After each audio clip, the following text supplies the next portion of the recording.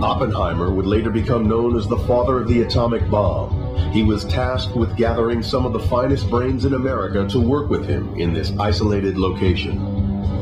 You've just come from a prestigious university on the east coast of the United States, or perhaps from Europe. You're recruited to work on a secret project you don't even know where. Then you're told to report to a train station in Lamey, New Mexico. First thing you ask is, where's Lamey? You're taken on a day-long journey over rutted, muddy roads into this encampment that basically looks like it comes out of the middle of nowhere. You're now told, here's where you're going to conduct one of the most innovative and creative scientific endeavors in the history of mankind. You might have thought that you were absolutely crazy and had gone nuts, but that was the reality of those days. It's clear that the conditions in which this elite group of scientists worked were very basic. This was a site that was built very rapidly by the Army. They used whatever materials were available. They brought in lumber and they erected shanties and shacks in which they conduct experiments that were to revolutionize mankind. Over the course of 3 years, over 600 technical buildings were constructed. Now, only 30 of them remain, in amongst the modern buildings of today's laboratory. John Isaacson and Ellen McGee are focusing on the site where engineers created the weapon to detonate the first atomic bomb. It takes detective work to piece together the details of what this building looked like and exactly what happened here. We're at a building called the gun site, or also known as the periscope bunker. And it's the site where the uranium gun device, the uranium gun weapon, was designed. The theory was simple. Shoot one piece of uranium down a barrel to collide with another. The two pieces would fuse together. A nuclear detonation would result. But in practice, the explosion had to be perfectly timed. This building was where scientific theory became an engineering reality. What was done here was working out the ballistics, muzzle velocities of these projectiles inside the bomb that were shooting into each other to see if they could get sufficient speed to have the weapon successfully assemble before it exploded. By studying the plans, our experts have discovered that this structure supported a tower that served as a periscope.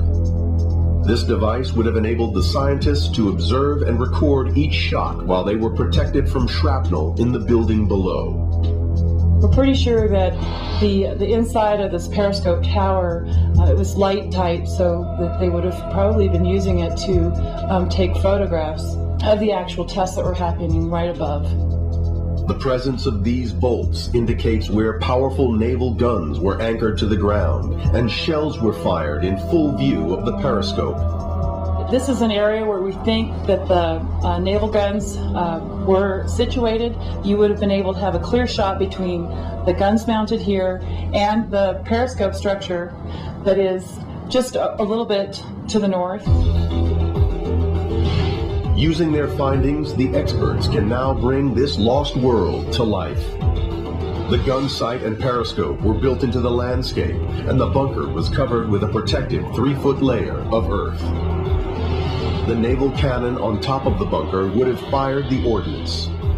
High-speed movie cameras mounted in the periscope would have allowed the scientists to calibrate the speed and power of the explosion.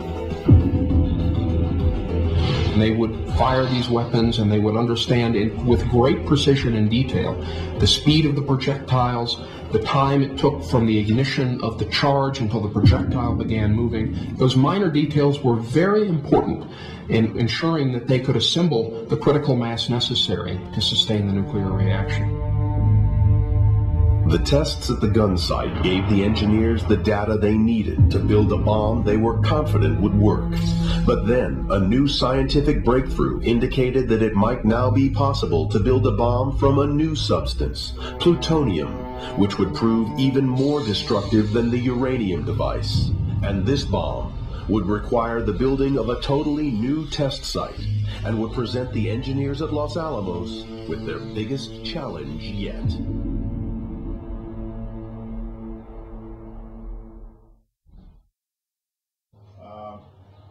Another term for wormwood would be radiation, because a byproduct of the nuclear missiles is radiation.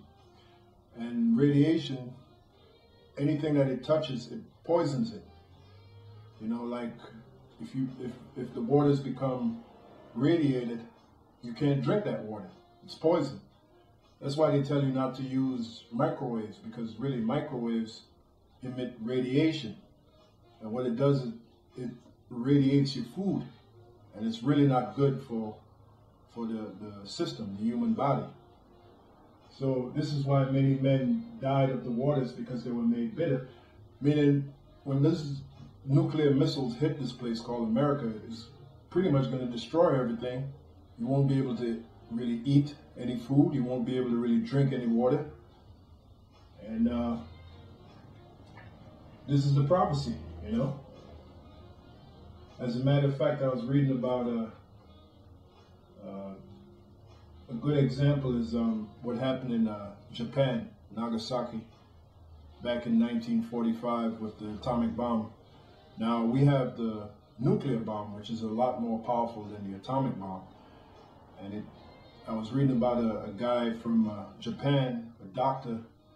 He's now in his 80s now, and he actually survived the atomic bomb attack of 1945. And he was asked of how was it after the bomb dropped. And basically he was saying that people were walking around charred, you know, bodies were burned. They had to go for many miles to go and find food. They had to certainly go outside of the city, outside of Hiroshima. They had to go and find food and find water. So the point I'm making is, pursuant to Revelation, the 8th chapter, the 10th and 11th verse, a good model for that, a good example for that is what happened in Hiroshima and then later Nagasaki. And that was atomic warfare. So can you imagine nuclear warfare?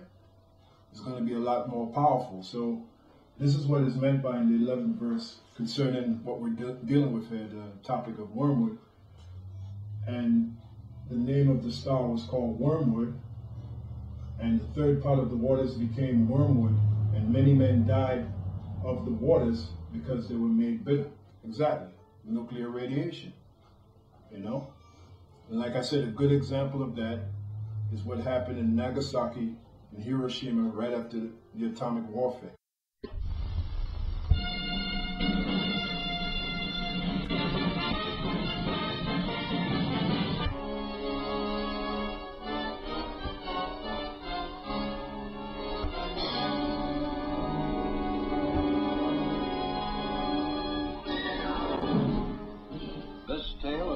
But desert morning, atomic age is born. A scientific thunderbolt gives a preview of its destructive force.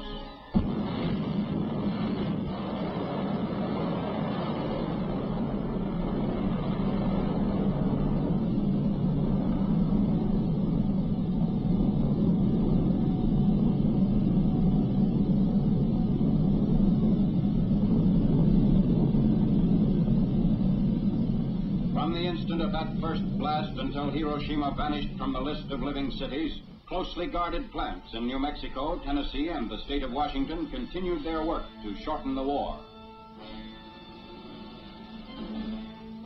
Hiroshima, one of Japan's arsenal cities, was selected as the first to feel the weight of atomic power.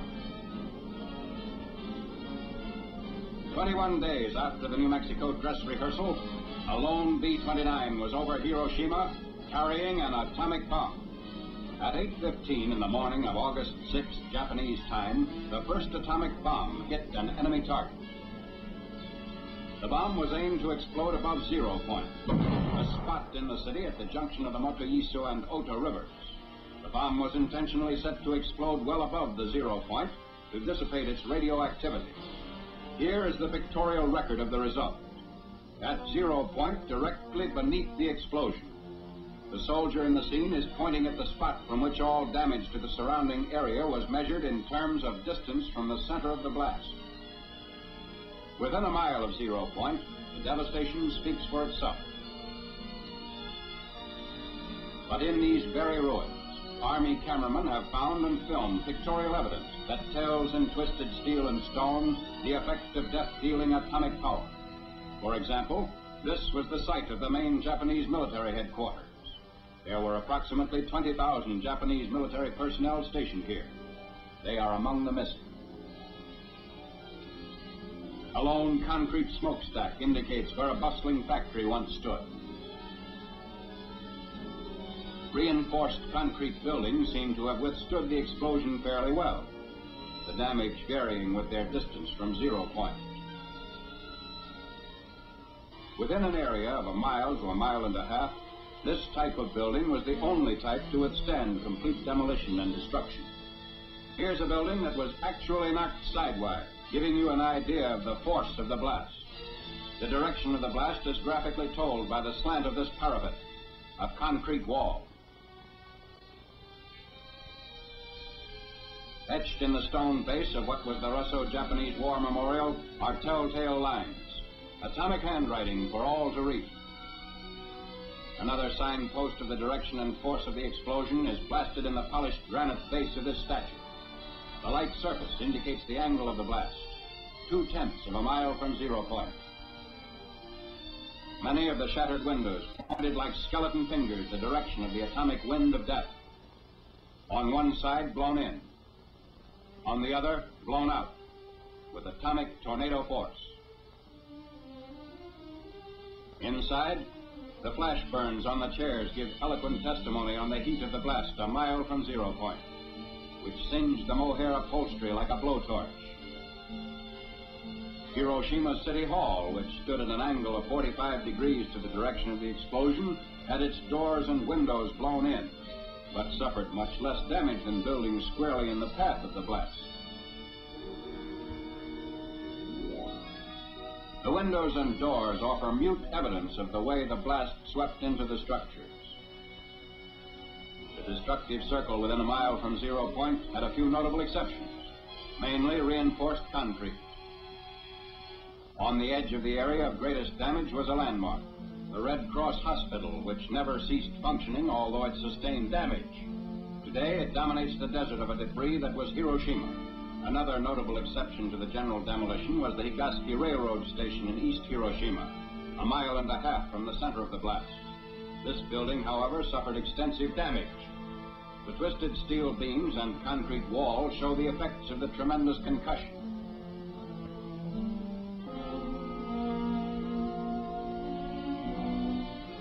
What's left of the Commercial Museum, within 0.2 of a mile of 0 point, also gives indication of the tremendous push of the explosion.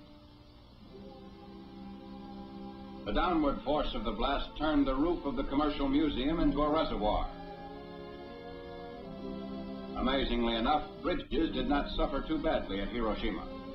This steel rail bridge, 1 mile from 0 point, had the side toward the explosion virtually blasted by flying particles, which removed almost all the paint. But the side away from the explosion did not need a new paint job. Roads in the area fared better than buildings or bridges. Shortly after the fires died down, traffic was resumed. Today, these highways through the ruins are again in use. Beside our military traffic trudge the survivors of vanished Hiroshima, the first city in history to be atom-bombed into oblivion. Even 4 miles away, the effects of the atomic blast were felt. Although a hill between the novitiate of the Jesuits and 0 point lessened the intensity, windows of the main building were shattered. A group of priests witnessed and survived the Hiroshima blast. One of them, Father John Zymus, tells what he actually saw, an eyewitness account. I was in my room, which faces the valley, and suddenly I saw a light, like magnesium light, flashlight, which filled the whole valley. And looking out of my window to find out the reason for this peculiar phenomena, I saw nothing besides this light. And turning from the window to the door of my room, I heard a crash. It may have been 10 seconds after seeing the light, the flashlight. And immediately I was covered with splinters of the window frames and glass sticking into the walls and actually in my flesh itself.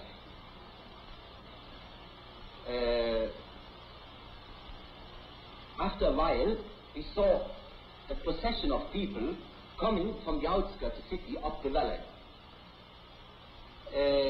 Many of them, most of them, were wounded,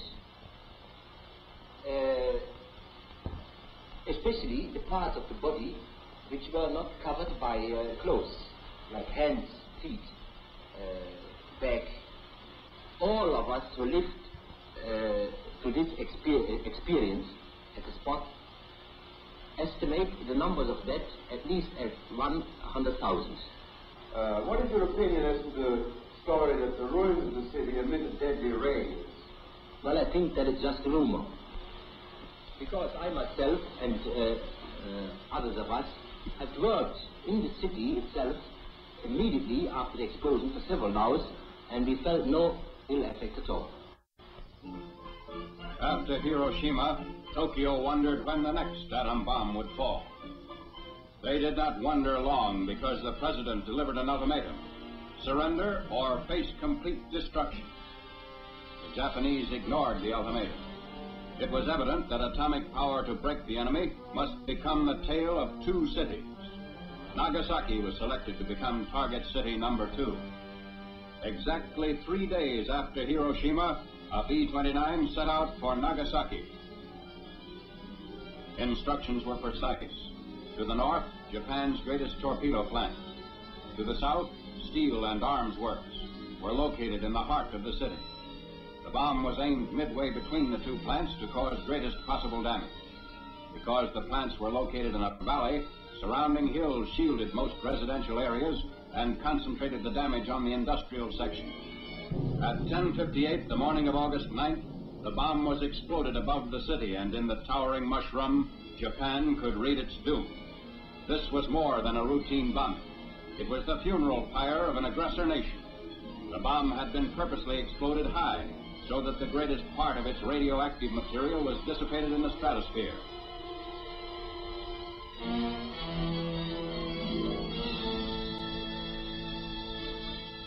From the air, the skeletons of the Mitsubishi plants made evident that Nagasaki's war-making power was totally destroyed. For the valley area of little more than 3 square miles, blast and fire reduced the industrial plants and surrounding buildings to blackened rubble.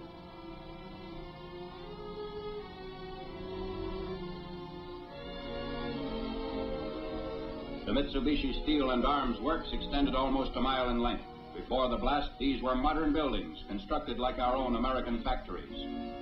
Closer examination of the ruins shows the same complete destruction that characterized the ruins of Hiroshima.